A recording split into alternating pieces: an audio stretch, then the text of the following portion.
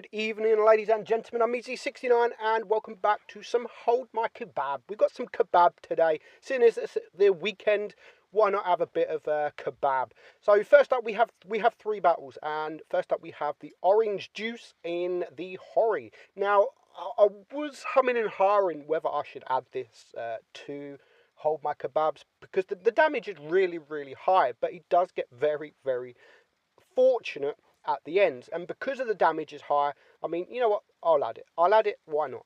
So it is Normandy, and he's gone to the left side. Now there is his team with him. He is going far left to see if he can spot these at sea and if he can get some shots at sea, and of course to see if there are any TDs just at the back of the map there.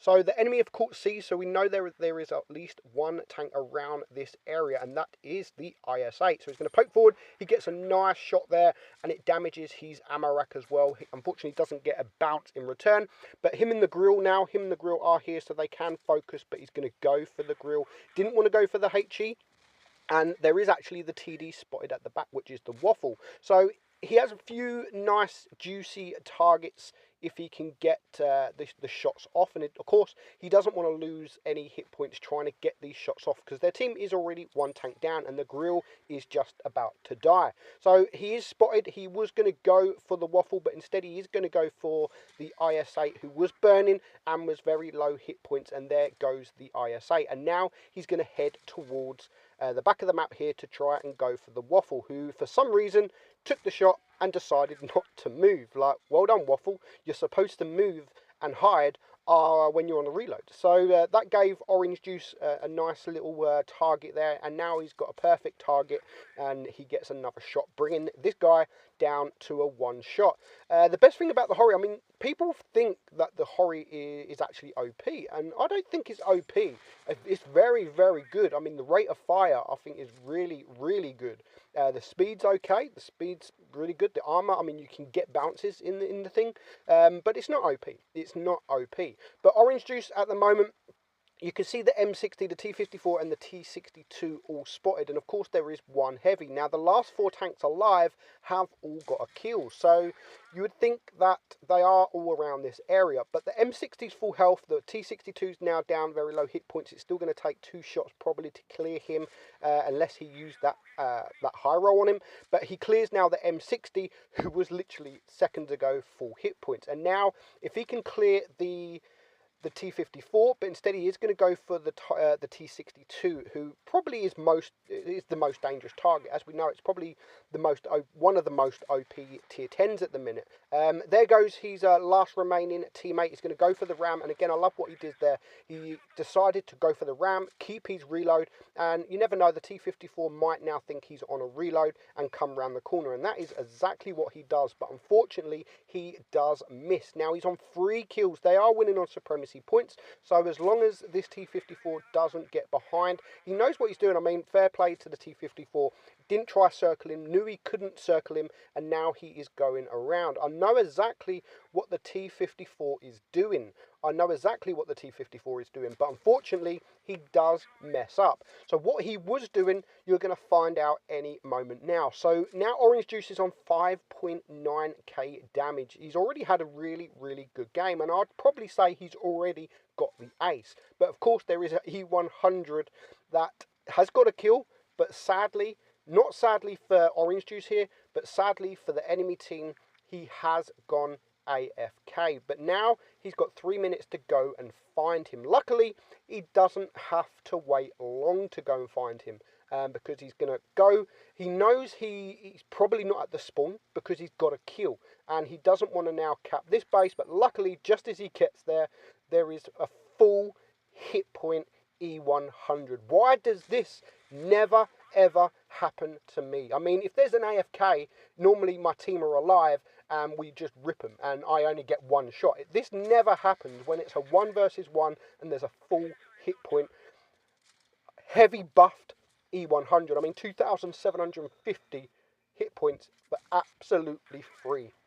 And of course, 1,000 hit points I mean, 1,000 supremacy points, so he doesn't manage to clear him, but he does get enough damage to get 8,360 damage. Top gun, high caliber, of course he gets the ace, and he gets the Kolobanov medal as well. 1,796, and look at that E100, 30 damage, a whole 30 damage and a kill.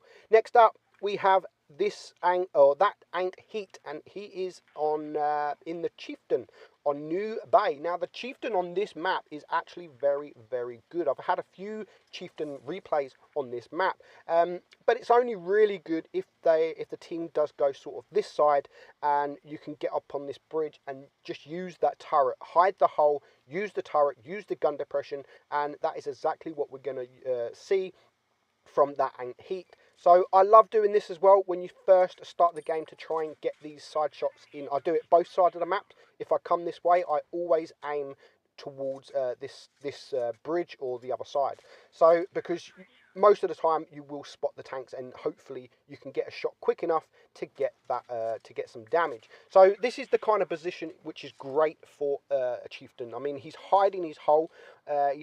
It's low enough to hide the side of his side plate.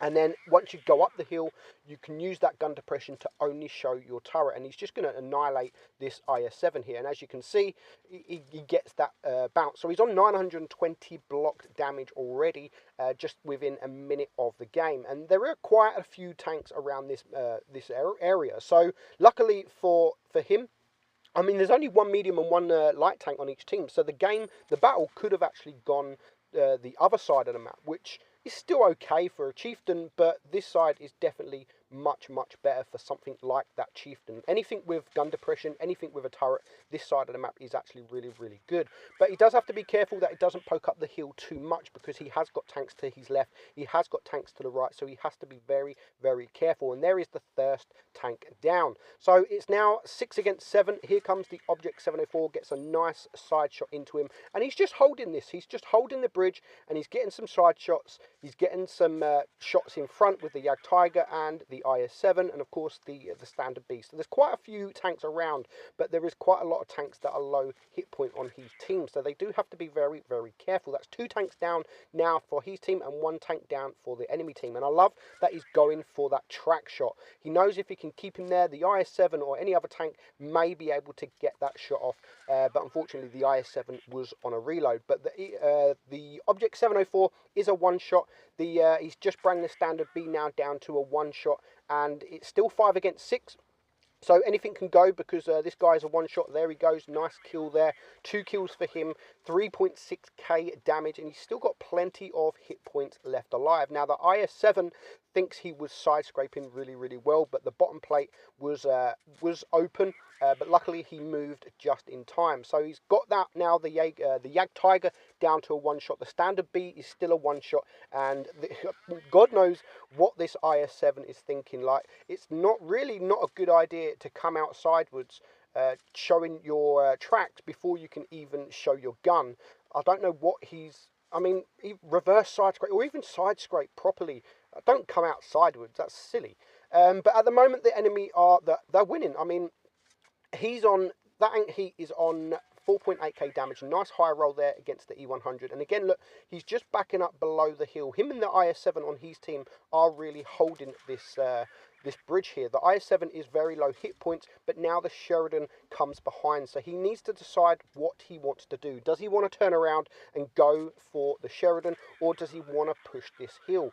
I would say push this hill. The IS-7 is here with him, but he's just still holding that hill. I don't know what the Sheridan behind is actually doing. I don't know if he's going for another tank, but bad decision here for the E100. This was a match-winning decision. He decides to go for the Chieftain. He pushes. I mean, if he wants to play aggressive, fair enough. He could clear the IS-7, but he completely went for the wrong target. He should have gone for the IS-7. Instead, he went for the Chieftain, and he bounced. He could have just shot HE at the IS-7, cleared him, and then the IS-7 on the enemy team and the E100 could both push the Chieftain. But as it stands at the moment, the IS-7 is a one-shot. He's hopefully going to clear him, and it just now leaves the Chieftain. And he's on 5 kills. The IS-7, of course. And again, what are these people doing? Why is he going for the Chieftain? Why? And he bounces. It's like karma. It's like karma. That's what you get when you don't go for the one-shots. Like, why was you going for the Chieftain? And maybe, yeah, fair enough, you might have been going for him to bring him down to a one-shot, but you could have just splashed HE at the IS-7, run away to reload. You're a light tank. You're fast. You go 65 kilometers an hour. You could have just done a shot on the IS-7, run away, and then you could get yourself into these positions now. I don't get some people. I really don't get some people. But he's going to get that shot on the Chieftain. But the IS-7 is still alive. So even if he kills the Chieftain now, he's still got to deal with the IS-7. But you know, it's not going to happen, and that is just karma. But fair play to that Ain't Heat. Very, very good game. 7,994. I really hope that he's got 8,000 damage, because if he's never got 8,000 damage, that would be brutal. 6 damage away from the 8,000. But very, very good game. Well played. You did get lucky that the enemy just made wrong decisions, but still very, very well played. Next up, we have Repix. Repix, and of course, he's driving the most OP tank in the game, and that is the Smasher. Now, the Smasher is the most OP tank in the game. I'm not going to deny that. But the AP on this thing is actually really, really crap. It's really crap. And when you are bottom tier against those tier 8 tanks, you really do suffer, and you have to shoot the heat. The heat is where this thing starts becoming OP, because the penetration is almost more pen than all the other tier 8 heavy tanks. There's only a couple of tier 8 heavy tanks that has better heat pen than this.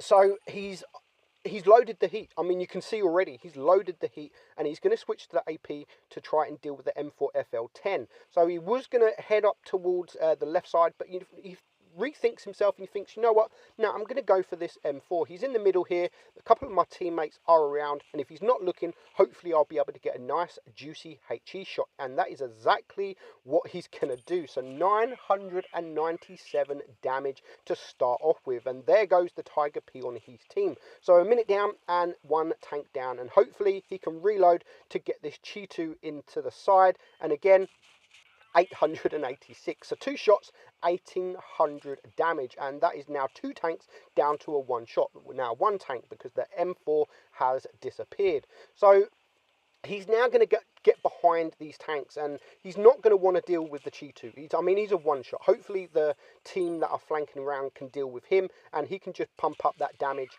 get the damage on the Tiger 2. So luckily the Tiger 2 wasn't looking. He had his turret facing the Type 62, so he was able to. I mean, just look at that pen. You're not penning that with AP. No chance you're penning that hole with AP. So luckily the Tiger was a bit of a noob, and he was showing his turret.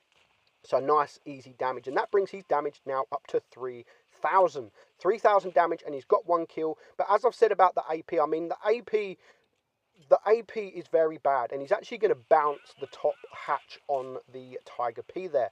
But look at his team. I mean, there's 4 tanks left, and 3 of them are almost a 1 shot. The Mod 1 can take a shot, but he's a 1 shot to the Borzik, who is sat at the back. So he needs to be careful that the Borzik doesn't push behind, because now he is a 1 shot. So there goes the Tiger P. It just now leaves 3 tanks left alive. We're not sure where the light tank is at this moment. I don't think we've actually seen him all game. And again, when you're coming up against tier 8 heavies, you do have to use that heat. You do, unless you can get behind.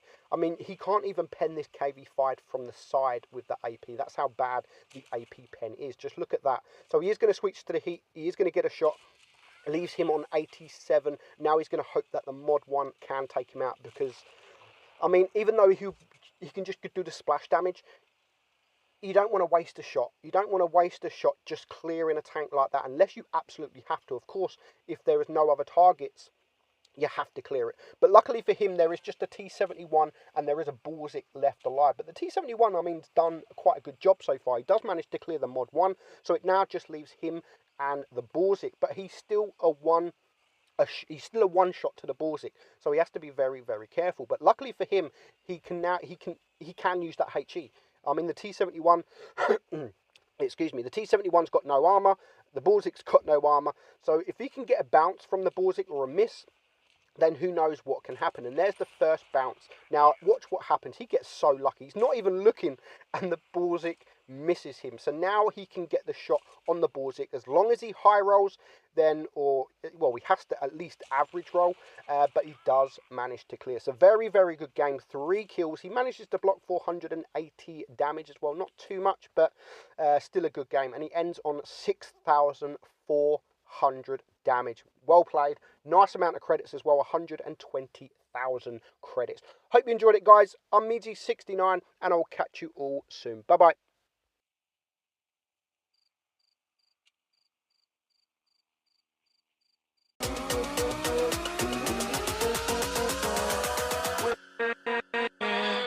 With